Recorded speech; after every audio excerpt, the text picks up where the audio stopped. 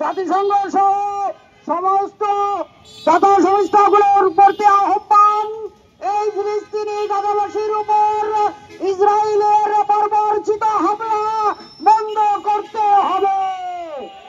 তার বিরুদ্ধে আমরা সবসময় থাকবো ইনশাআল্লাহ।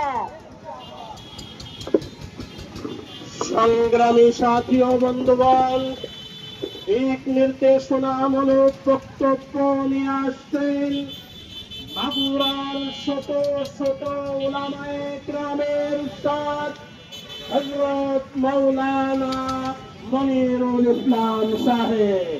হযরত মাওলানা মনিরুল ইসলাম সাহেব। আলহামদুলিল্লাহি রাব্বিল আলামিন, والصلاة والسلام على سيد المرسلين وعلى آله وأصحابه أجمعين. أما بعد. সংগ্রামী উপস্থিতি, আমরা এই রমজানের ভিতরে রোজা অবস্থায় নোমানী ময়দানের থেকে ভাইনারপুর পর্যন্ত যে বড় মিছিল, প্রতিবাদ মিছিল, বেদনাদায়ক মিছিল আমরা করলাম, এই মিছিল আমাদের সমাপ্ত না, শেষ না, এটা আমাদের আগে জেনে রাখতে হবে। আমাদের এটা শুরু যতদিন না পর্যন্ত ফিলিস্তিন এবং বাইতুল মুকাদ্দাস উন্মুক্ত না হয়, স্বাধীন না হয়, ততদিন পর্যন্ত আমাদের পর্যায়ক্রমে এরকম সংগ্রাম আমাদের চালিয়ে যেতে হবে। এবং আমরা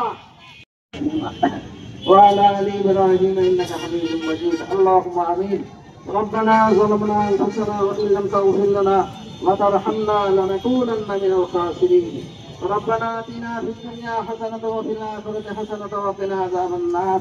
ربنا لا تزغ قلوبنا بعد إذ هديتنا وهب لنا من لدنك رحمة إنك أنت الوهاب.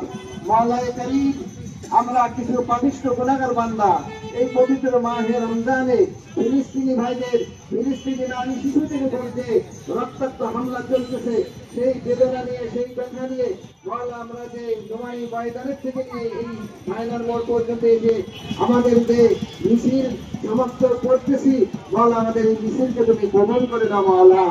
বল আমাদের এই মিছিল